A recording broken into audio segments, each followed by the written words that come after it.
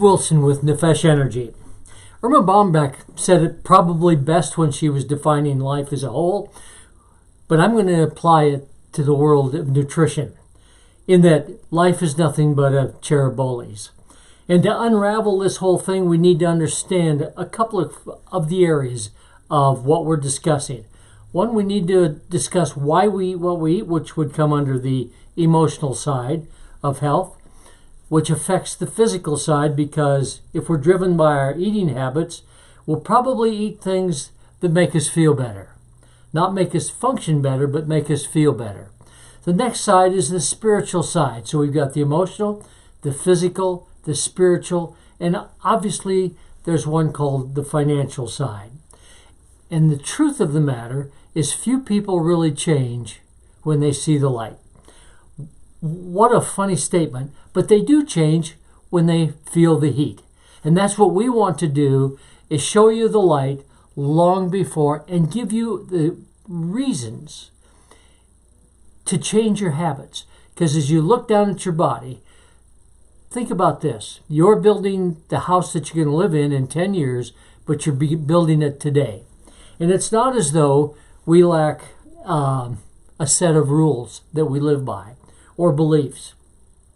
The question is, if we've chosen the wrong rules, are we ready to change and look into how the body really functions? And we live in a world not as it is, but it's how we're conditioned to live in it and look at it. And that puts us in bondage to some of the things that are really, really unusual.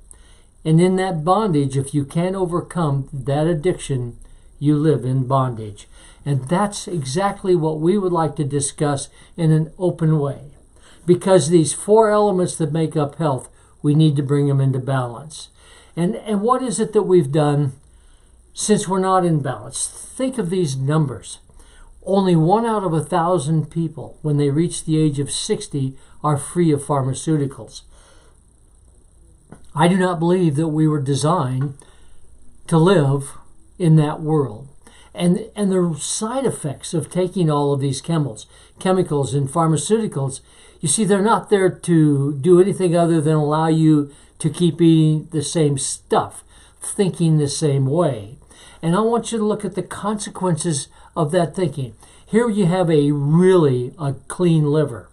And if you treat it improperly, you can treat yourself to a non-alcohol fatty liver depicted in this frame. You have the brain. You see, the Chinese say that if you have a clean liver, then you have a clean brain. And boy, does that make sense, because the blood is so important.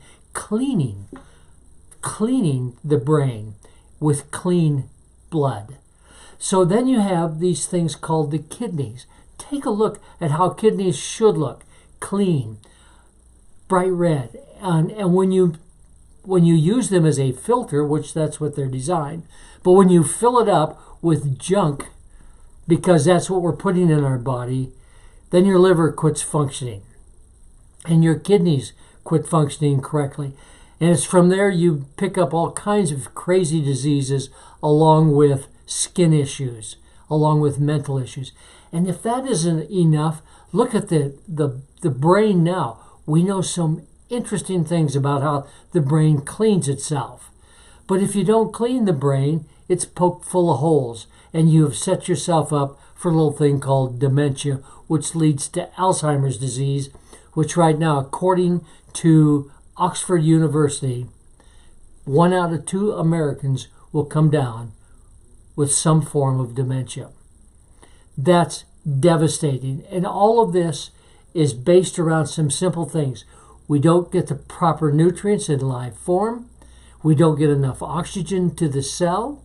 And if you don't get these things, these cells die. And we're eating the wrong foods to create the energy. All at once, you're looking at a life that is bona fide nasty.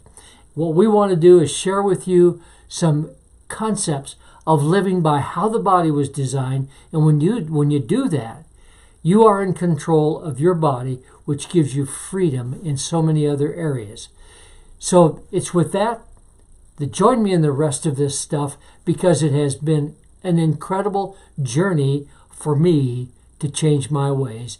And my hope and prayer for you is that you see that there's a difference here in the way we used to live to get us to the position we're in. But this is when the journey begins, is when you change, when you take control and you understand and you have some principles and you have this wonderful thing called discipline. And it's with that, the discipline becomes very easy when the results are what they are.